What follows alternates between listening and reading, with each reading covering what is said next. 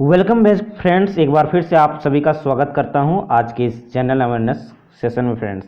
और जैसा कि अभी आप सभी को ज्ञात हो चुका है फ्रेंड्स कि आरपीएफ एसआई का जो एग्ज़ाम डेट है निकल चुका है फ्रेंड्स। दिसंबर में ले लिया जाएगा इसका फ्रेंड, ठीक है, एग्ज़ाम को कंडक्ट कर लिया जाएगा। तो उसमें जो आरपीएफ एसआई का जो वेटेज रहेगा फ्रेंड्स, सबसे ज़्यादा जो होगा जनरल अवेयरनेस का रहेगा, ठीक है। इसलिए सेशन इंपॉर्टेंट है और मैं काफ़ी वीडियो बना चुका हूँ आरपीएफ जनरल अवेयरनेस के इस सेशन का फ्रेंड्स। तो जाके आप लोग ज़रूर विजिट कर लीजिएगा हमारे वीडियो सेक्शन और प्लेलिस्ट में, और डिस्क्रिप्शन में भी इसका लिंक दे चुका हूँ फ्रेंड्स, वहाँ से भी आप डायरेक्ट जा सकते हैं।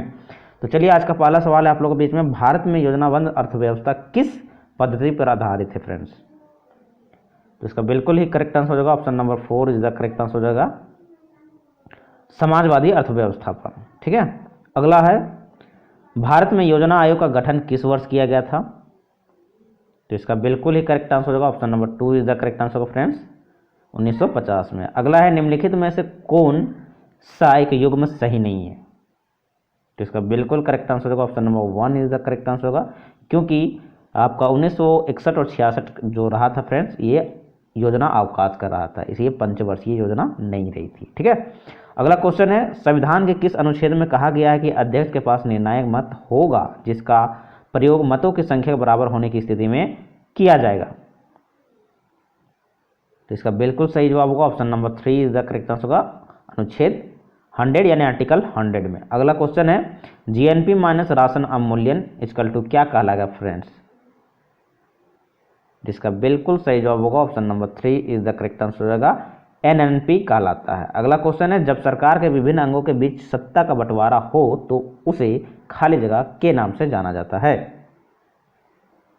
तो बिल्कुल सही जवाब होगा option number 2 is the correct answer होगा फ्रेंड्स, अधिकारों का वितरण, ठीक है, अधिकारों का वितरण कहा जाता है। अगला सवाल है, निम्नलिखित में से कौन सा गठबंधन सरकार के बारे में सही है।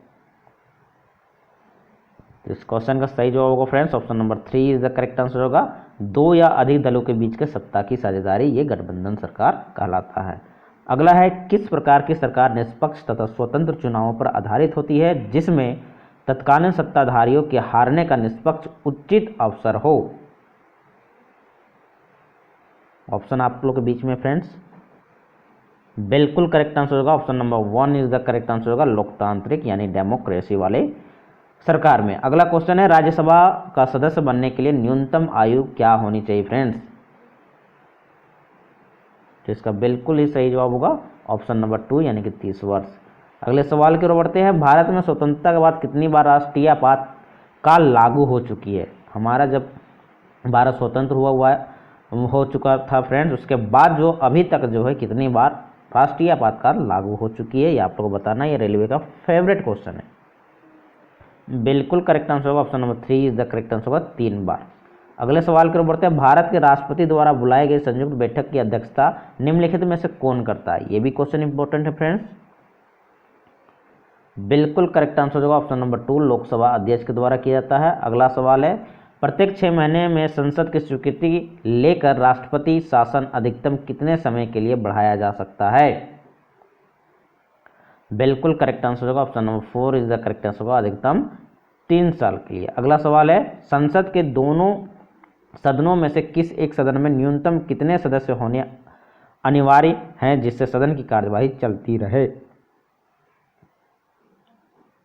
बिल्कुल करेक्ट आंसर होगा friends option number 4 is the correct answer होगा, option 4 is the correct answer होगा फ्रेंड्स, ठीक है। कुल सदस्यों का 10वां भाग, 1/10 भाग उपस्थित होना चाहिए। अगला है, सिंधु घाटी सभ्यता में कालीबंगा निम्नलिखित में से किसके लिए प्रसिद्ध था। बिल्कुल करेक्ट आंसर होगा option number 4 is the correct answer friends, मिट्टी के पात्र के लिए। अगला सवाल है, निम्नलिखित का मिलान करना है, एक तरफ स्मारक है एक तरफ शासक है, तो बताइए सही जवाब क्या होना चाहिए। बिल्कुल करेक्ट आंसर होगा option number 2 is the correct answer friends, option 2 सही जवाब होगा, ठीक है। आगरा का किला किसने बनाया, तो अकबर ने। ताजमहल शाहजहां के द्वारा बनाया गया। पुराना किला शेरशाह के द्वारा। अगला है, बंगाल के प्रथम गवर्नर जनरल का नाम बताना फ्रेंड्स। बिल्कुल करेक्ट आंसर होगा option number 3 is the correct answer होगा, वारेन हेस्टिंग। अगले सवाल पर बढ़ते हैं। पानीपत की द्वितीय लड़ाई किन दो सेनाओं के बीच लड़ी गई थी? बिल्कुल करेक्ट आंसर होगा option number 3 is the correct answer होगा, अकबर और हुमायूं के बीच में। अगला सवाल है, निम्नलिखित में से किसने गद्दर आंदोलन में महत्वपूर्ण भूमिका निभाई थी? ये इंपॉर्टेंट क्वेश्चन है। बिल्कुल करेक्ट आंसर होगा option number 2 is the correct answer friends, Lala Hardayal. निम्नलिखित में से कौन सी काल्पनिक रेखा 0 डिग्री अक्षांश पर स्थित है? बिल्कुल सही जवाब होगा option number 1 is the correct answer हो जाएगा, भूमध्य रेखा। ठीक है, भूमध्य रेखा। यहाँ पर देखिएगा ऑप्शन में 2 जगह भूमध्य रेखा हुआ है, लेकिन ऑप्शन के अकॉर्डिंग एक तो गलत होगा फ्रेंड्स, इसलिए ऑप्शन 1 सही कर लीजिएगा, ये ऑप्शन गलत हो जाएगा। ठीक है, चलिए नेक्स्ट क्वेश्चन है, निम्नलिखित में से कौन सी भारतीय नदी पश्चिम की ओर बहती है तथा अरब सागर में गिरती है? ये इंपॉर्टेंट क्वेश्चन है फ्रेंड्स। भारत की 2 नदियां हैं, तो यहाँ जो आंसर होगा option number 1 is the correct answer होगा, नर्मदा नदी। और एक नदी का नाम और है गाइस तापी। ठीक है, एक नदी है तापी। नर्मदा और तापी ये 2 ऐसी नदियां हैं जो कि भारत के पश्चिम की ओर बहती है और अरब सागर में जाकर मिलती है, ध्यान रखिएगा। अगला क्वेश्चन है, पृथ्वी को क्षितिज के समांतर घेराव करने वाली काल्पनिक रेखाएं क्या कहलाती है? बिल्कुल करेक्ट आंसर होगा अक्षांश रेखाएं कहलाते हैं फ्रेंड्स, जो कि पृथ्वी जो ये हमारा पृथ्वी हो गया। ठीक है, ये जो रेखा बनता है, ये जो रेखा बनता है, ये ठीक है, इस तरह जलेबी टाइप से, वो आपका हो गया अक्षांश रेखा कहलाते हैं, जिसे इंग्लिश में लैटिट्यूड कहते हैं फ्रेंड्स। अगला क्वेश्चन है, प्राचीन समय में अवध किस नाम से जाना जाता था फ्रेंड्स?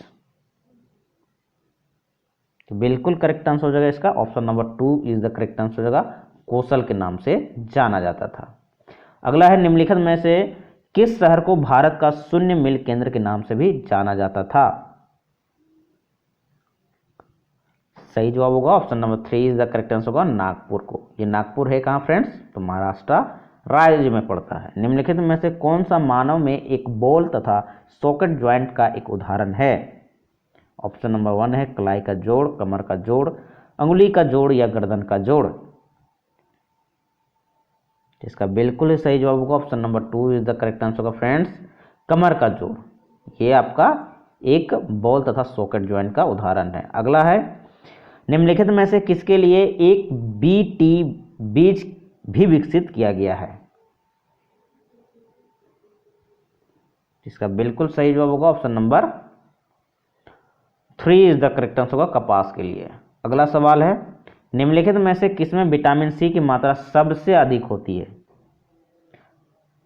तो इसका बिल्कुल सही जवाब होगा option number 4 is the correct answer होगा, नींबू में। क्योंकि यहाँ में से जितने भी ऑप्शन दिए गए, नींबू सबसे अधिक खट्टा पदार्थ है फ्रेंड्स, और जितना ज़्यादा खट्टा पदार्थ होगा उसमें विटामिन सी की मात्रा उतनी ही ज़्यादा मिलती है।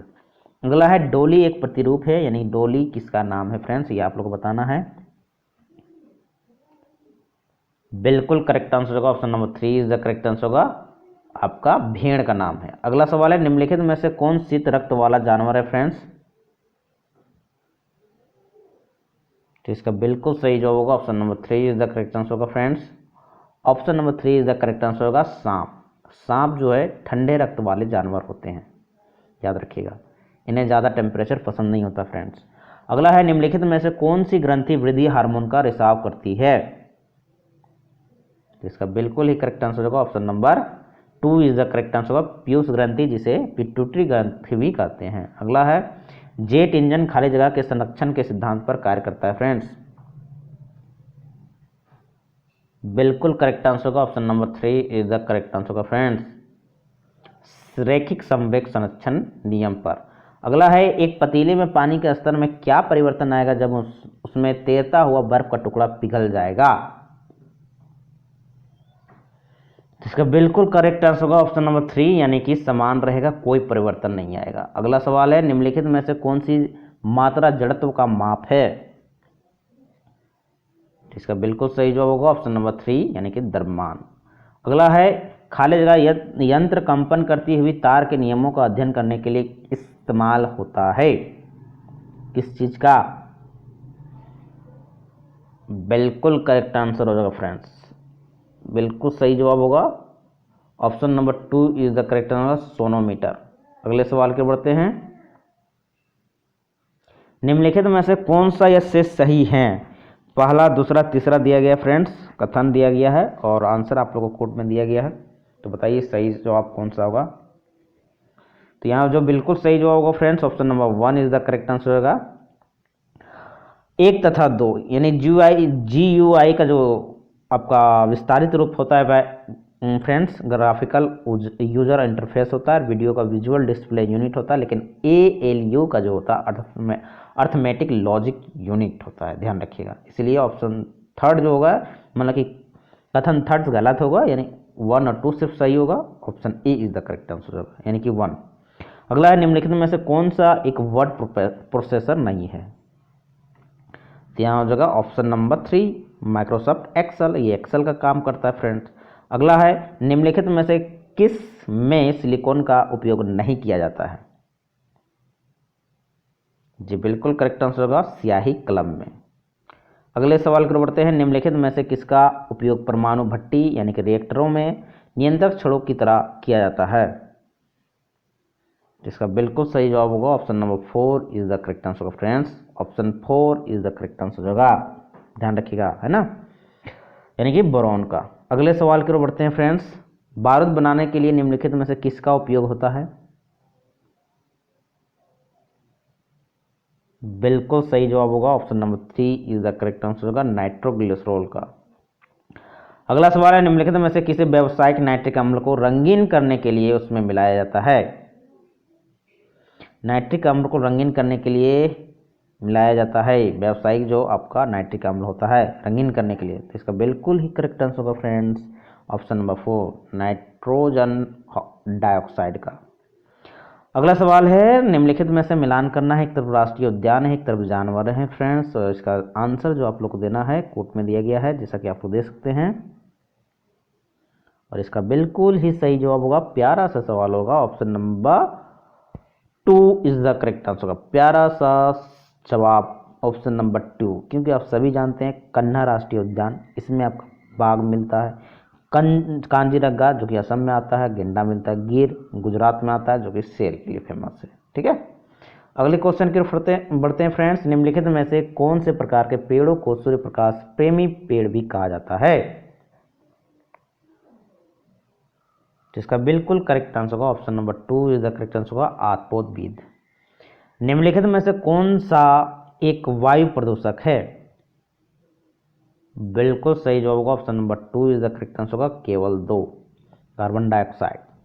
अगला क्वेश्चन है फ्रेंड्स, निम्नलिखित में से कौन सी नागरिक उड्डयन मंत्रालय द्वारा बोर्डिंग पास तथा सुरक्षा चेक इन को डिजिटल बनाने के लिए प्रस्तावित पहल है? तो बिल्कुल सही जवाब होगा ऑप्शन नंबर 1 DG यात्रा। अगला सवाल है, निम्नलिखित में से किसने कालमापी का आविष्कार किया? बिल्कुल करेक्ट आंसर होगा ऑप्शन नंबर 1 जॉन हैरिसन। अगला सवाल है, कैलिबर किस खेल से संबंधित है फ्रेंड्स? तो बिल्कुल सही जवाब होगा ऑप्शन नंबर 1 शूटिंग से। अगला सवाल है फ्रेंड्स, ऑल सोल्ड डे एक खाली जगह का त्यौहार है? बिल्कुल सही जवाब होगा ऑप्शन नंबर 3 ईसाई धर्म का। अगला सवाल है, यूनिकोड प्रदान करता है फ्रेंड्स? बिल्कुल सही जवाब होगा ऑप्शन नंबर 2 प्रत्येक लैंग्वेज के सभी रिएक्टर के लिए विशेष कोड। अगला सवाल है, अमरिंदर सिंह के जीवन पर आधारित पुस्तक द पीपल्स महाराजा किसने लिखी? बिल्कुल करेक्ट आंसर होगा ऑप्शन नंबर 2 खुशवंत सिंह। चलिए नेक्स्ट क्वेश्चन है, विश्व में मैंग्रोव वनों का सबसे बड़ा क्षेत्र निम्न में से कौन सा है? बिल्कुल करेक्ट आंसर होगा ऑप्शन नंबर 4 सुंदरवन, जो कि पश्चिम बंगाल क्षेत्र में पड़ता है फ्रेंड्स। और आज का हमारा लास्ट सवाल है फ्रेंड्स, सूचना प्रौद्योगिकी के संदर्भ में नई उपयोगी जानकारी प्राप्त करने के लिए पहले से मौजूद बड़े डेटाबेस की जांच की प्रक्रिया को खाली जगह कहा जाता है? बिल्कुल करेक्ट आंसर हो जाएगा, इसका सही जवाब होगा ऑप्शन नंबर 2 माइनिंग कहा जाता है। तो जनरल अवेयरनेस के कंप्लीट होते हैं फ्रेंड्स, सभी के सभी इंपॉर्टेंट क्वेश्चन थे, प्रीवियस ईयर के तर्ज पर बने हुए थे फ्रेंड्स। और ध्यान रखिएगा आप लोग का एग्ज़ाम होगा फ्रेंड्स, क्योंकि ये रेलवे का एग्ज़ाम है। तैयारी मजबूत तरीके से कीजिए और सिलेक्शन सुनिश्चित कीजिए फ्रेंड्स। मेरा आशीर्वाद आप लोग के साथ है और आप लोग तैयारी पर लगे रहिए और सेशन आप लोग कैसा लगा कमेंट बॉक्स के माध्यम से फीडबैक जरूर दीजिएगा। और सेशन अच्छा लगा तो लाइक ज़रूर कर दीजिएगा, कमेंट भी कर दीजिएगा, साथ में दोस्तों के बीच में ज़रूर शेयर कर दीजिएगा ताकि उनको भी हेल्प हो सके। फ्रेंड्स चैनल पर नए हैं तो सब्सक्राइब कर लीजिएगा। फिर मिलते हैं नेक्स्ट सेशन में, तब तक के लिए जय हिंद जय भारत।